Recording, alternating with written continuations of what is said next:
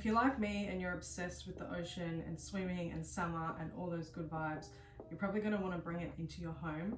And I want to make an ocean side table today, and I thought I'd bring you along with me. So if you don't know who I am, my name's Lambrini. I'm from Melbourne and I'm a resin artist and I teach resin art workshops. Today I'm going to be making a side table, and I've had this under my desk waiting to be made for I reckon over 2 years now, and I've wanted to wait for the perfect opportunity to make a video about it so you can see how I make my oceans. As an artist, you just want to start practicing and doing your own thing, but in this day and age I feel so much pressure to document it and make sure that other people see it, because it seems to be the I don't want to say the only way, but one of the major ways that artists get seen is by self-promotion, and I think that's a little bit sad, but here we are. Come along for the journey. This table I picked up from trusty old Kmart. I haven't opened it, it's still sealed. I think it was $19, pretty cheap, but I like that it's a lighter wood. I think it'll be perfect color for what I have in mind. Let's open it and see what it looks like.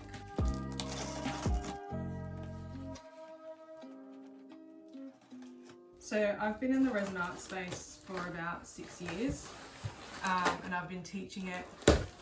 I think I keep saying that every year, but I think I've been in this space for longer than 6 years, because I think I started my studio in 2016, which is a very long time ago. But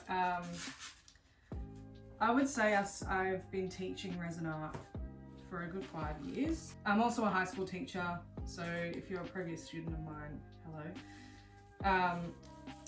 I teach art, I teach media and food tech. I lean towards those practical subjects where you teach a hands-on skill, which I love. There's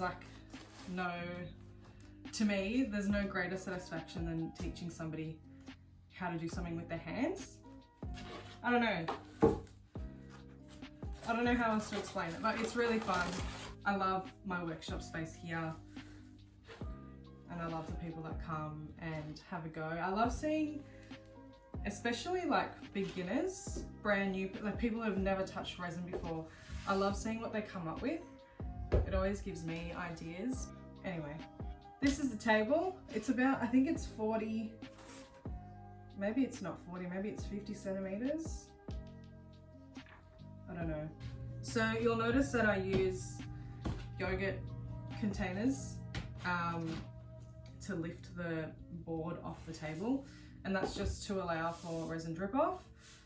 You want it to be raised, because if you leave it on the table and then it sets, it's going to be stuck to your table, so you don't want that.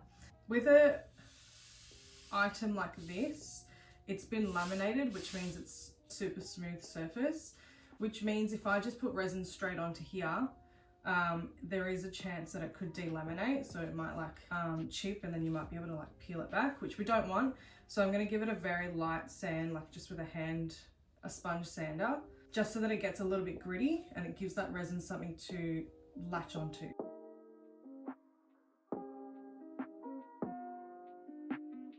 Look at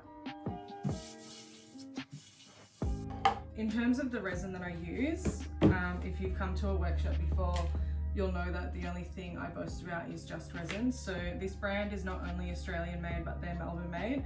So I love that they're a local. I also know the owners, and they are a gorgeous couple, and all the people that work there are really lovely. For something like this, I like using Ocean Coat. So this is their 1-to-1 ratio, which means equal parts of part A to equal parts of part B. Resin, it's super thick, which means it's very glossy. It's really, it gives a little bit of resistance when you mix it. But it just means this resin being called Ocean Coat means that it's perfect for those ocean pieces. If you want to make those resin waves, it's perfect for that, which is what we're doing today. So let's do that. Resin likes being worked on between 22 and 25 degrees and with very low humidity. We've got a gorgeous sunny day here today. I don't think it's going to rain. I don't see any clouds, so we are good to go.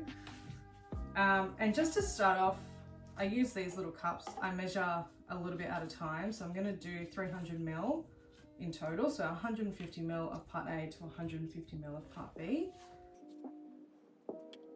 You can see how is. It's almost like honey. So that's my part A.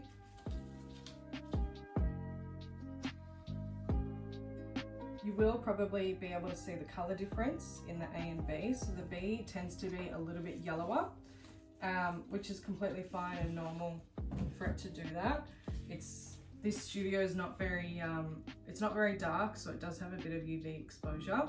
Resin is meant to be kept in a cool, dark space, but my shelving is kind of like open shelving. And I don't actually mind, because once you color the resin, and especially with blue, it's going to counteract that yellow anyway. I want to mix this for about 3 minutes. And that's the dog coming. Where is it? Hello? Hello? You gonna be in my video?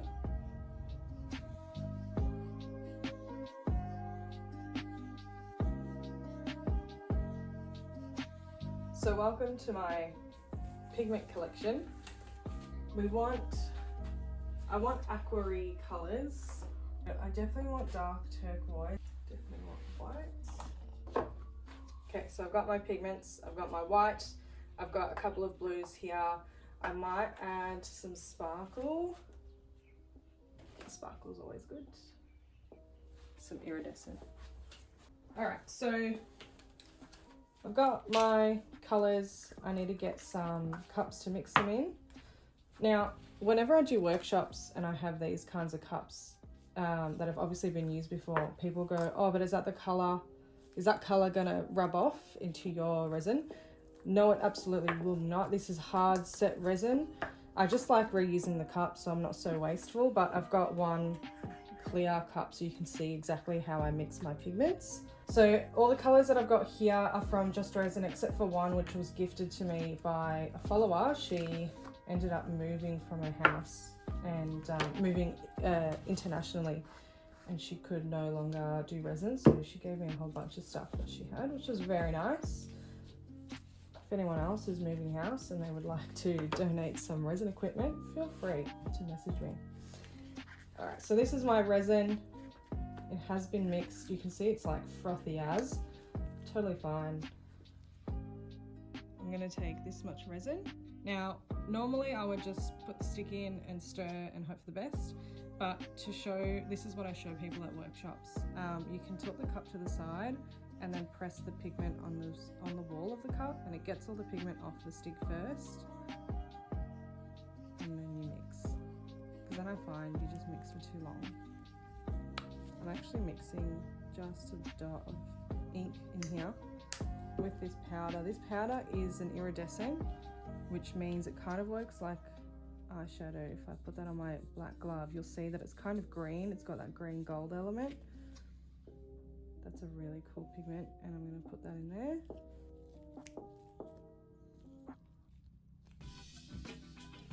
That made a really cool color.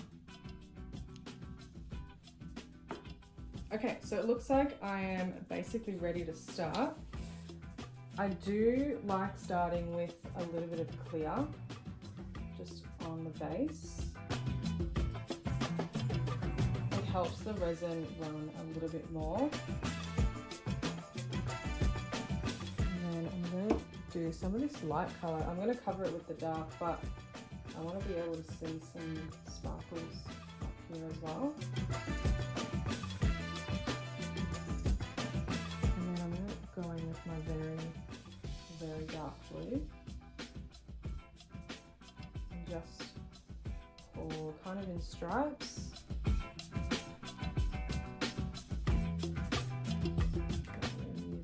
Second darkest, same sort of thing. I'm just trying to fill the gaps, and I'm going to spread this with my hands in a minute. And just straight in with my gloves.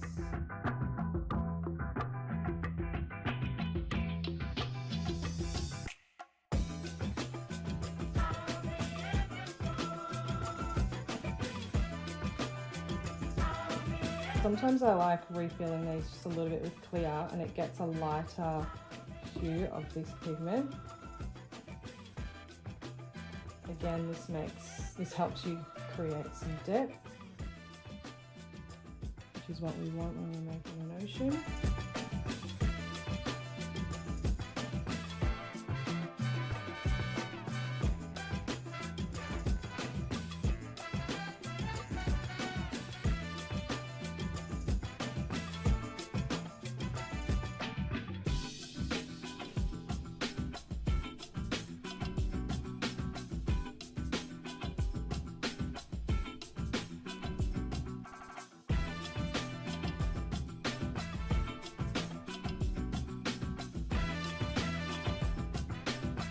This part's really important.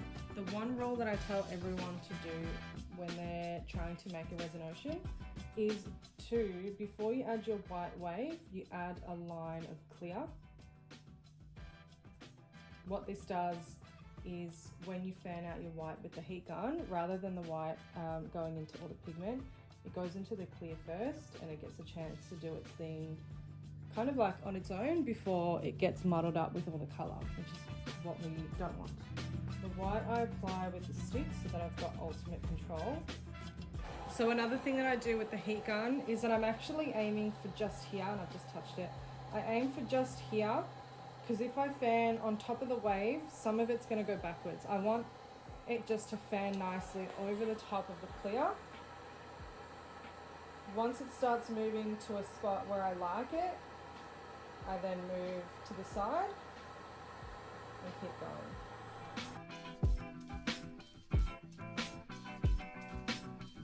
Just to finish off what I've got at the moment, I'm going to add another line of white just so it's a little bit bolder because I fanned some of it out.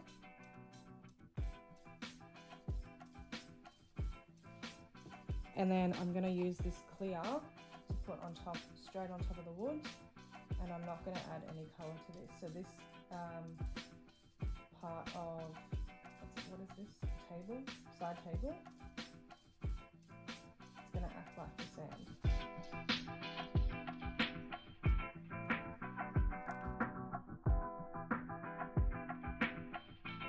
Okay, so that was part one of the table. I'm going to let it sit for a couple of hours, and then I'm going to go over with another wave just to create a more wavy effect.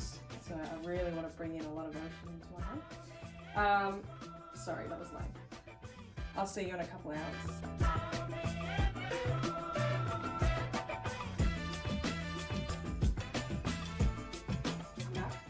I think I'm ready to start with part two of this side table. This time I'm going to measure 200 ml of resin, so 100 ml of part A to 100 ml of part B, and I'm just going to add a little bit of sparkle and some white pigment.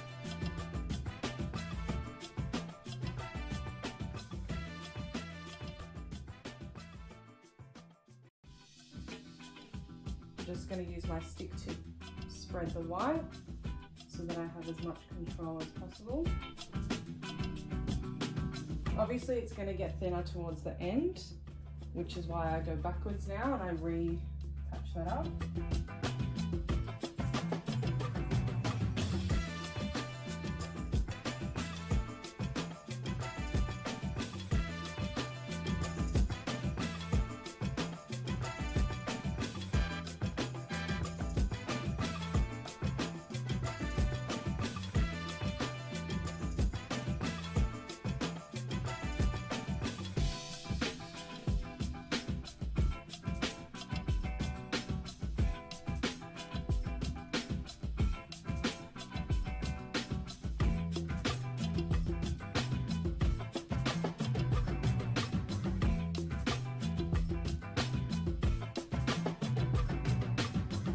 Wanted to say thanks for sticking around right to the end of the video. I hope you enjoyed watching me make that ocean side table.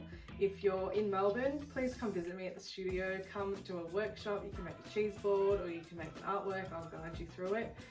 Otherwise, if you want to show your support, you can always subscribe and follow me on YouTube and Instagram. If you are interested in purchasing the ocean side table, I'll have it posted on my website, available Australia only. I won't have it available internationally, unfortunately, just because it's a bit tricky with shipping. And I'll link my website down below. I'll see you next time.